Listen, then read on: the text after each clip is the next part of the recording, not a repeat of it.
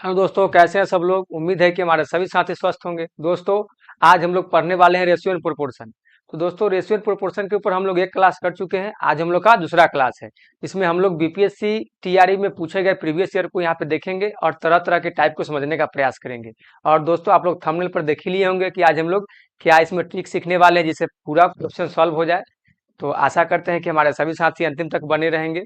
और जो भी साथी अब तक चैनल को सब्सक्राइब नहीं किए हैं, कृपया करके चैनल को सब्सक्राइब कर दे, वीडियो को लाइक कर दे और अपने दोस्तों में वीडियो को शेयर कर दे। दोस्तों, आइए आज का क्लास हम लोग शुरू करते हैं। जो भी साथी फर्स्ट क्लास नहीं देखे हैं, पहला क्लास, वो जाकर क्लास देखे, क्योंकि हम लोग उसमें क्वेश्चन नंबर 16 तक पढ़ चुके हैं। आज हम लोग क्वेश्चन नंबर 17 से पढ़ेंगे। दोस्तों, आइए देखते हैं क्वेश्चन नंबर 17 में क्या बोला गया है। संख्या 4 और 8 का प्रथम समानुपाती क्या होगा। तो दोस्तों, हम लोग पहला क्लास में एक इक्वेशन सॉल्व किए थे ना। आज वही इक्वेशन के माध्यम से ये क्वेश्चन को सॉल्व करेंगे। उसी को हम लोग बोलते हैं क्या, ट्रिक।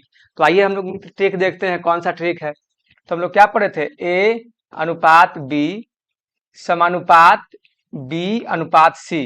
दोस्त, पहला क्लास हम लोग पढ़े थे ना। बस इसी को क्या करना है, सॉल्व करके इक्वेशन बना लेना है और वही हमारा ट्रिक हो जाएगा।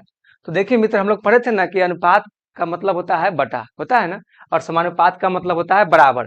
तो देखिए यहाँ है ए अनुपात बी, तो हम लोग इसको लिख सकते हैं ए बटा में बी, और यहाँ पे समानुपात मतलब बराबर, तो यहाँ बराबर हो गया, तो बी और बटा में सी आ गया। और जब बराबर में आ जाए तो हम लोग क्या सीखे थे कि क्रॉस गुना कर देना है। तो क्रॉस गुना कर देंगे मेरे भाई, तो क्या हो जाएगा, बी स्क्वायर बराबर ए और सी। आ गया ना हमारा इक्वेशन। बस यही ट्रिक है, यही ट्रिक पे क्या करेंगे, इसको बैठा देंगे और सॉल्व हो जाएगा। अब क्वेश्चन को समझिए, क्या बोला, संख्या 4 और 8 का प्रथम समानुपाती क्या होगा। तो दोस्तों, अगर यहाँ दिया रहेगा a ratio b ratio c, और यहाँ पे क्या क्वेश्चन में कह रहा है 4 और 8 का प्रथम समानुपाती, मतलब ए हमसे पूछ रहा है, हमको यहाँ पे बी और सी दे दिया है, बी और सी दे दिया है, और ए पूछ रहा है प्रथम समानुपाती का क्या मतलब मेरे भाई, ए। तो हम लोग को तो अब पता चल गया ना कि बी क्या है और सी क्या है। बी क्या है और सी क्या है, हमको अब ये निकाल लेना है यहाँ से। तो इसी पर क्या करेंगे, जो वहां पे दिया गया संख्या को पुट कर देंगे, हमारा आंसर आ जाएगा। तो बी का क्या है 4, तो यहाँ पे हो जाएगा 4 का स्क्वायर, और ए की जगह पे हम लोग ज्यों का त्यों छोड़ देंगे, क्या, क्योंकि हमको यही तो निकालना है। और सी की जगह पर क्या है 8 है, आ गया। तो 4 का स्क्वायर क्या होगा मेरे भाई, 16 होगा। 16 बराबर ए गुना 8। तो 8 से 16 को काटेंगे, 2 बार में कट जाएगा, तो ए का वैल्यू क्या आया, 2 आया। तो प्रथम समानुपाती मेरे भाई क्या निकल गया, तो प्रथम समानुपाती हमारा 2 निकल गया। तो क्वेश्चन नंबर 17 का option number 1 is the right answer. तो देखिए मेरे भाई, ट्रिक बन गया ना। तो बस आप लोग अंतिम तक बने रहें। आप लोग देखेंगे कि ये जो भी रेशियो का इस टाइप का क्वेश्चन आएगा, आप लोग उसको चुटकियों में उड़ा देंगे। तो मित्र, आइए आज का हम लोग अगला क्वेश्चन देखते हैं। और जो भी साथी को क्लास अच्छा लगता है, कृपया करके वीडियो में लाइक दबा दीजिए, ठीक है। चलिए क्वेश्चन नंबर 18 देखिए। क्वेश्चन नंबर 18 बोला संख्याएं 0.4 और 0.9 का मध्य समानुपाती क्या होगा। अब पूछ रहा है मित्र बीच वाला, क्या पूछ रहा है, ए अनुपात बी अनुपात सी। देखिए हमको यहाँ पे ए दे दिया है और सी दे दिया है ना। और पूछ रहा है मध्य समानुपाती, मतलब बीच वाला पूछ रहा है, बी पूछ रहा है। अब वही पे क्या करेंगे, यही जो भी इक्वेशन सॉल्व किया, जो ट्रिक अभी निकाले हैं, इस पर पुट कर देंगे, तो बी स्क्वायर बराबर ए गुना सी, यही निकाले थे ना मेरे भाई। क्या करना है, इस पर जो भी वैल्यू दिया गया उसको पुट कर देना है। तो हमको बी का वैल्यू तो निकालना ही है, तो बी स्क्वायर को ज्यों का त्यों छोड़ देंगे, और ए के जगह पर क्या रख देंगे 0.4 गुना, और सी की जगह पर 0.9 रख दिए ना मेरे भाई। अब क्या करेंगे, दोनों को गुना कर देंगे। तो दोनों को गुना करेंगे तो क्या होगा, 9 चौक 36, तो 0.36 आ जाएगा। और हम लोग पढ़े थे ना कि अगर बराबर के इस तरफ अगर स्क्वायर में रहे, अगर इस तरफ करना है तो क्या करेंगे, हम रूट में ले आएंगे। क्या करेंगे मेरे भाई, रूट में ले आएंगे। तो बी बराबर क्या हो जाएगा, ये स्क्वायर जब हटेगा तो इस पर रूट चढ़ जाएगा, तो आ जाएगा रूट 0.36। आ गया ना, आ गया मेरे भाई। तो रूट 36 का क्या होता है, 6 होता है ना। तो यहाँ पे क्या हो जाएगा, b बराबर हो जाएगा 0.6। तो अब बताइए, मध्य समानुपाती निकल गया ना, कोई दिक्कत हुआ मेरे भाई। तो क्वेश्चन नंबर 18 का कौन सा हो जाएगा option, option number 4 is the right answer. तो बताइए, मजा आ रहा है। तो दोस्तों, ऐसा ही परीक्षाओं में प्रश्न पूछे जाते हैं और हमारे बहुत सारे साथी घबरा करके छोड़ देते हैं। बस थोड़ा सा इसमें क्या करना है, दिमाग लगाना और क्वेश्चन का आंसर मिल जाएगा। चलिए तो क्वेश्चन नंबर 19 देखते हैं। क्वेश्चन नंबर 19 में क्या बोला जा रहा है, देखिए। तो क्वेश्चन नंबर 19 में बोला जा रहा है 6:12 का तृतीय अनुपाती क्या होगा। अभी हम लोगों ने क्या किया, प्रथम निकाल लिया, मध्य निकाल लिया, अब तृतीय पूछा जा रहा है।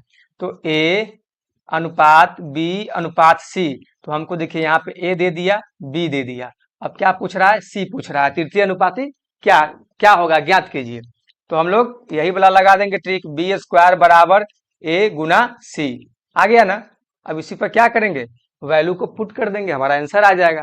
तो बी स्क्वायर के जगह पे यहाँ पे क्या रखेंगे मेरे भाई, 12 का स्क्वायर, ठीक है, और ए की जगह पर 6 और गुना सी कर देंगे।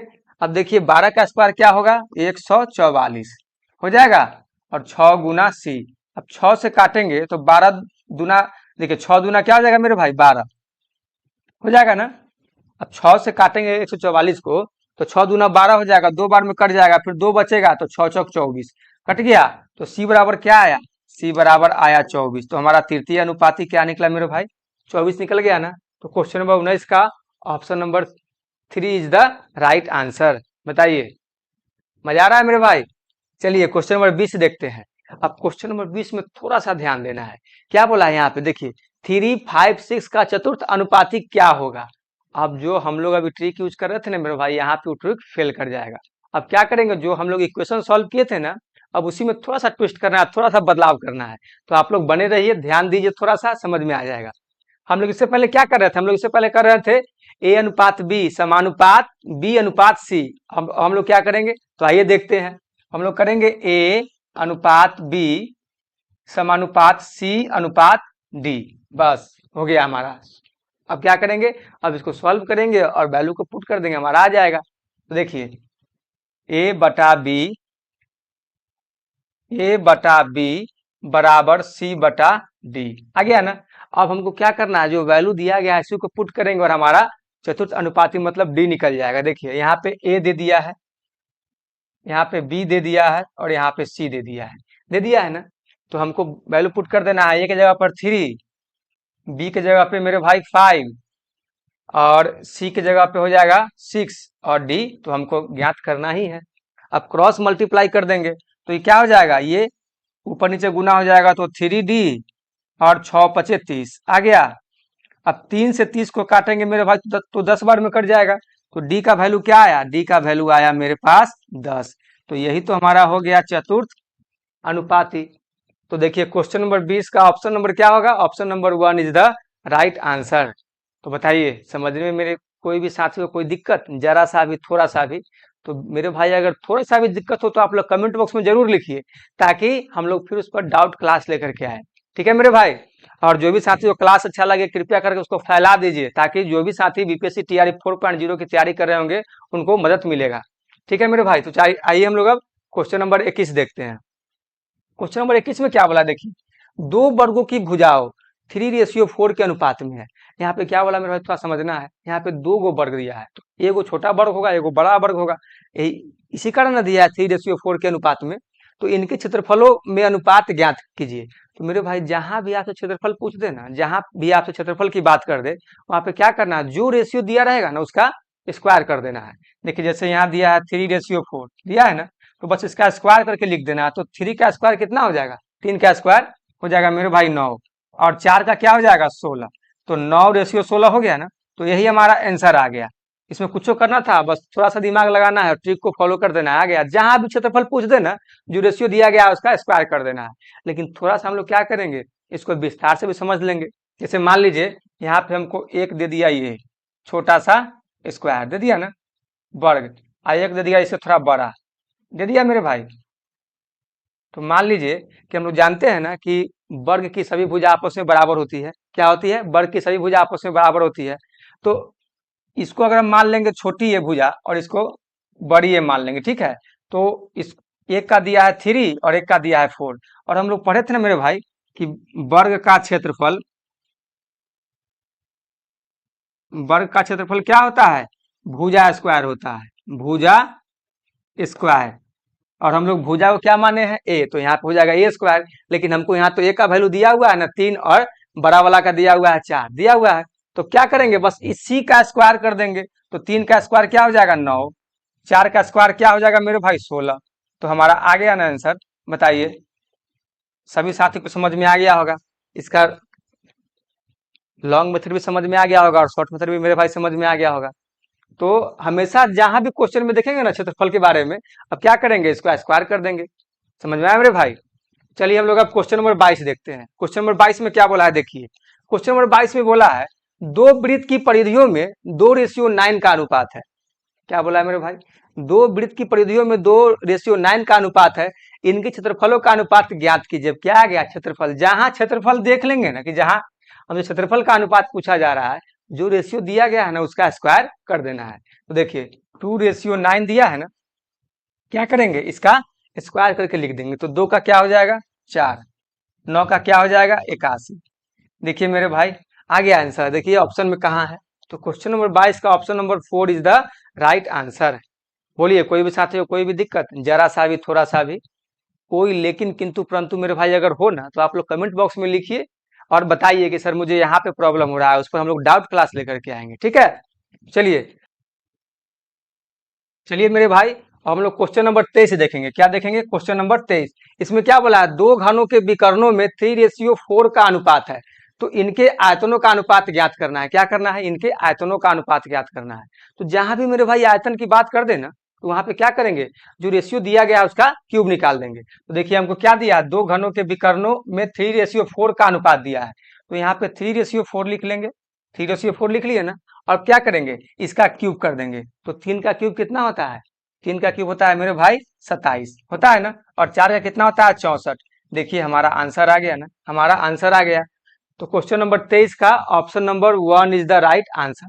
तो मेरे भाई जहां भी क्षेत्रफल दिख जाए रेशियो में स्क्वायर कर देंगे। जहां भी आपसे अगर आयतन पूछ दे, जहां भी आयतन दिख जाए कि आयतन का अनुपात क्या होगा ज्ञात कीजिए, तो आप क्या करेंगे, उसका क्यूब कर देंगे। तो उम्मीद है कि हमारे सभी साथी को यहाँ तक समझ में आ गया होगा। तो दोस्तों क्वेश्चन नंबर 24 आप सभी साथियों के लिए होमवर्क है। क्या है, होमवर्क है। तो अभी सभी साथी इस क्वेश्चन को बना करके जो इसका आंसर आएगा आप लोग कमेंट बॉक्स में जरूर लिखिएगा। ठीक है, फिर हम लोग नेक्स्ट क्लास में क्वेश्चन नंबर 24 से क्वेश्चन को सॉल्व करेंगे और सीखने का प्रयास करेंगे। दोस्तों आशा करते हैं कि आप सभी साथी को क्लास अच्छा लगेगा। तो आप लोग जरूर वीडियो को लाइक करिए, चैनल को सब्सक्राइब करिए और अपने दोस्तों में शेयर करिए। तो आज के लिए इतना ही, फिर मिलते हैं नेक्स्ट क्लास में। धन्यवाद, जय हिंद।